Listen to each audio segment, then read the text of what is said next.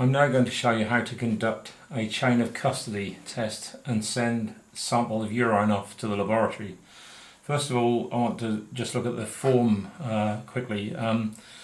So the form's laid in several sections. So at the top here, where it says customer name, that's the reseller's name. So that would be our company, the company who sold the chain of custody testing kits to you. Site location would be your company name and where you're located, or where the person tested is located. Then reasons to test, and that would be pre-employment, post-incident, accident, near-miss, random, follow-up, for-cause, scheduled, pre-sponsorship or unannounced. Then we have collector's name, donor date of birth, gender, male or female, collection time and collection date. If you're working within the rail sector, you'll need your Sentinel ID number there. Any other ID, so that could be CS card number, and also national insurance number if you have that employee.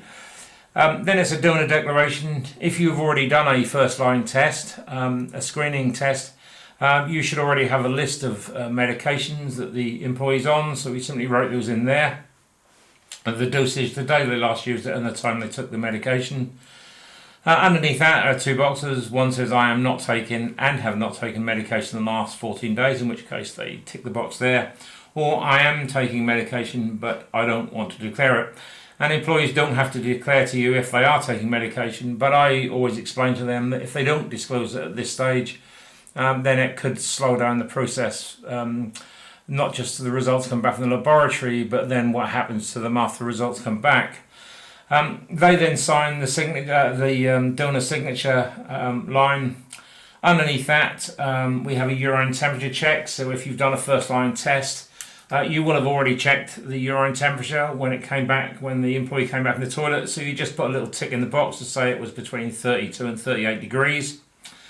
Underneath that, oral fluid or urine, so you'll need to tick the box to say what sort of test it is you're doing. And then in the little box there it says please write test required. So if the employee has failed for, say, cannabis and cocaine, then you would write cannabis or THC and cocaine in there.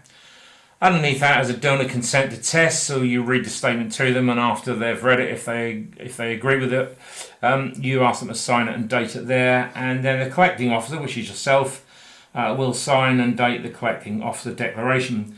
They're the two really important things we have to do here, is to get the employee to sign and date each of the two tamper-proof evidence seals, one marked A and one marked B. So they put a signature or initial in each of the boxes, and then they also sign them as well.